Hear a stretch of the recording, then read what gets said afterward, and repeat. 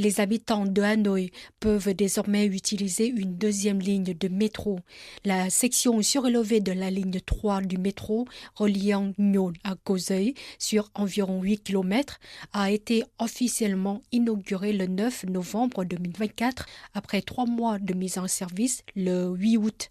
D'après l'Agence française de développement AFD, il s'agit d'un projet salué comme un exemple éminent de coopération internationale en matière de transport urbain durable, impliquant le Vietnam, la France et des financeurs internationaux comme l'Agence française de développement, la Banque européenne d'investissement et la Banque asiatique de développement. Monsieur Olivier Brochet, l'ambassadeur de France au Vietnam, a accordé à RFI, rédaction en vietnamien, une interview sur ce sujet.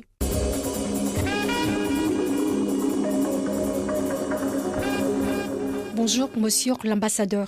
La ligne métro 3 a été mise en service. Et comment cette ligne de métro contribue à réduire la congestion dans la capitale du Vietnam et à améliorer la vie quotidienne des habitants? Alors, cette ligne numéro 3, effectivement, c'est un projet emblématique de la coopération franco-vietnamienne, puisque le projet avait été engagé il y a déjà assez longtemps, et c'est un projet complexe qui a donc mis un peu de temps à aboutir. Et sa mise en service au mois d'août dernier était vraiment attendue par tous, et nous sommes vraiment très heureux d'abord que ce soit un grand succès technique. Elle marche très bien, je crois. Il y a déjà, en un mois, il y a pratiquement 1 million de gens de Hanoï qui ont utilisé la ligne. Donc, elle a déjà trouvé sa place. Donc, ça, c'est déjà une première chose qui convient de souligner et qui nous réjouit.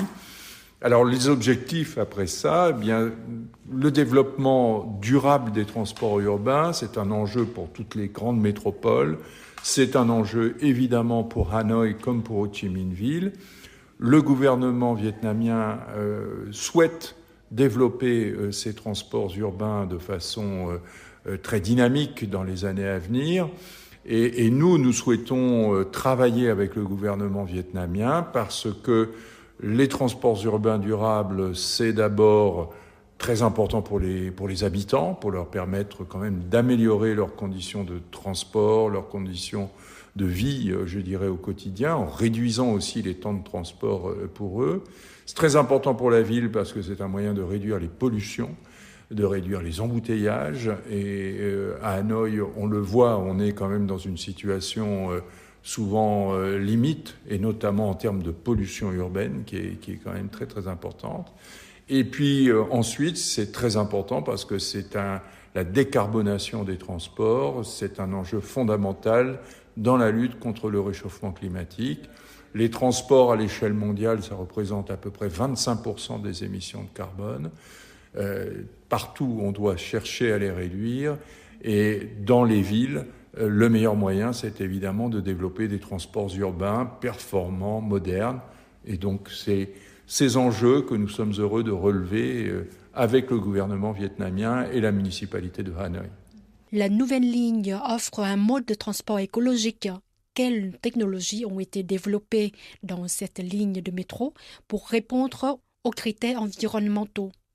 L'engagement français dans la construction de cette ligne numéro 3, il s'est fait d'abord par des financements, puisqu'il y a à peu près 500 millions d'euros de financement, soit de la direction du Trésor, soit de l'AFD qui ont été mobilisés. Mais l'engagement français, il s'est fait également par la mobilisation du meilleur de la technologie française en matière de transport ferroviaire urbain. Et donc, on retrouve tous les grands noms de la technologie française, Alstom bien évidemment, Colas Rail, Systra qui est une entreprise qui a fait l'engineering général, RATP, Smart System, etc. Toutes ces grandes entreprises françaises qui ont une très grande expérience en France. On l'a vu à l'occasion des Jeux Olympiques, on a vu comme les transports urbains ont joué un rôle essentiel dans la réussite de ces Jeux Olympiques. Ces grandes entreprises, elles sont totalement mobilisées dans la construction du réseau Paris Express, qui est le plus grand projet européen actuellement conduit en matière de transports urbains. Et ces grandes entreprises françaises, on les retrouve dans tous les grands projets de métro du monde, au Caire, à Medellín, à Rabat, etc. Donc c'est tout cela qui était maintenant ici en service à Hanoï et que nous espérons naturellement pouvoir développer encore sur les nombreux projets que le gouvernement vietnamien a à l'esprit de conduire dans les prochaines années. Il y a environ 7 ans, RFI en vietnamien a fait un reportage sur la construction de cette ligne de métro. Et à l'époque, on a évoqué déjà l'augmentation du coût, des retards, et le coût était quasiment doublé. Est-ce que tout cela constituerait un obstacle alors que la France se dit prête à accompagner le Vietnam dans d'autres projets dans l'avenir, notamment dans le transport en commun? Ces grands projets sont des projets extrêmement complexes. Partout. Complexe au plan technologique, complexe dans la mise en œuvre des chantiers, parce qu'il faut construire des chantiers considérables dans une ville qui continue de vivre à son rythme. Complexe également en termes de réglementation, de mise en place des nouvelles réglementations par l'État qui met en place ces systèmes. Et donc c'est toutes ces raisons accumulées, si vous voulez, qui ont expliqué les retards, et toutes les lignes construites ont du retard. La ligne numéro 1 ici est ouverte avec retard. La nouvelle ligne à Ho Chi Minh Ville, qui est construite par la coopération japonaise, est en retard également. Donc c'est normal parce que c'est un temps d'apprentissage. Ce qui est important maintenant, c'est qu'évidemment ce temps d'apprentissage, on puisse l'utiliser pour gagner du temps par la suite en ayant des acteurs qui se comprennent bien, qui comprennent les attentes des uns et des autres, les besoins des autres, pour qu'on puisse avoir des projets qui aillent plus rapidement, qui aboutissent plus rapidement et qui permettront effectivement à ce moment-là une meilleure maîtrise des coûts à cette occasion.